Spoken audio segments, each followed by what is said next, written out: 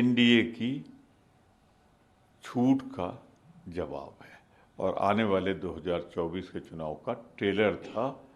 क्या होने जा रहा है उसकी एक झलक। समाजवादी पार्टी के नेताओं को बधाई देता हूँ, अखिलेश जी को खास तौर से, पर वहाँ ये सिर्फ सापा की जीत नहीं, इंडिया पूरे देश में आगे चल रहा है और इंडिया के सामने एनडीए बुरी तरह परास्त हो रही है।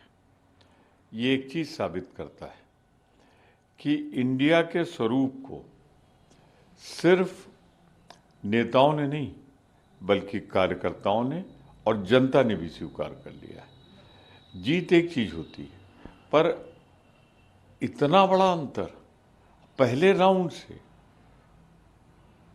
एक चीज़ याद दिला दूं, ये घोसी पहले आजमगढ़ में था।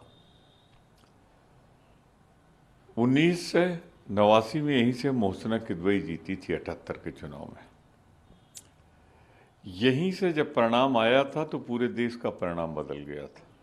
सन 80 में आज की इंडिया उस समय की कांग्रेस भारी बहुमत से जीत के आई थी। तो वहाँ का जो परिणाम होता है वो देश को दिशा दिखाने वाला होता है। आजमगढ़, मऊ, मैं कहना चाहता हूँ कि ये आगामी लोकसभा 2024 के चुनाव की झलक थी। सरकार ने पूरी ताकत झोंक दी थी।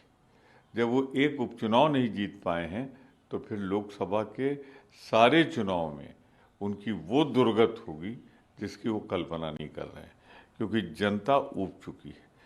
इनके झूठे जुमलों से, वायदे से, जिस तरीके से इन्होंने लोगों को धोखा दिया है, अब जनता परिवर्तन चाहती है।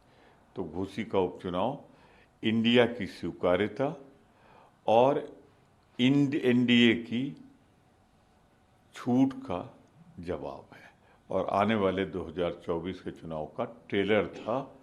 क्या होने जा रहा है उसकी एक झलक थी। समाजवादी पार्टी के नेताओं को बधाई देता हूँ, अखिलेश जी को खास तौर से, पर वहाँ ये सिर्फ सापा की जीत नहीं, इंडिया पूरे देश में आगे चल रहा है और इंडिया के सामने एनडीए बुरी तरह परास्त हो रही है। ये एक चीज़ साबित करता है कि इंडिया के स्वरूप को सिर्फ नेताओं ने नहीं बल्कि कार्यकर्ताओं ने और जनता ने भी स्वीकार कर लिया है। जीत एक चीज़ होती है, पर इतना बड़ा अंतर पहले राउंड से। एक चीज़ याद दिला दूं, ये घोसी पहले आजमगढ़ में था। 1989 में यहीं से मोहसिना किदवई जीती थी 78 के चुनाव में।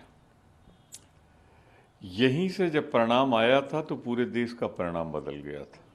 सन 80 में आज की इंडिया उस समय की कांग्रेस भारी बहुमत से जीत के आई थी। तो वहाँ का जो परिणाम होता है वो देश को दिशा दिखाने वाला होता है। आजमगढ़, मऊ, मैं कहना चाहता हूँ कि ये आगामी लोकसभा 2024 के चुनाव की झलक थी। सरकार ने पूरी ताकत झोंक दी थी। जब वो एक उपचुनाव नहीं जीत पाए हैं तो फिर लोकसभा के सारे चुनाव में उनकी वो दुर्गत होगी जिसकी वो कल्पना नहीं कर रहे हैं, क्योंकि जनता ऊब चुकी है। इनके झूठे जुमलों से, वायदे से, जिस तरीके से इन्होंने लोगों को धोखा दिया है, अब जनता परिवर्तन चाहती है। तो घोसी का उपचुनाव इंडिया की स्वीकार्यता और एनडीए की छूट का जवाब है और आने वाले 2024 के चुनाव का ट्रेलर था। क्या होने जा रहा है उसकी एक झलक थी। Detailed analysis, in-depth interviews and explainers. Follow the Times of India. Subscribe to our YouTube channel. Don't forget to like our videos and hit the bell icon to stay updated with the latest.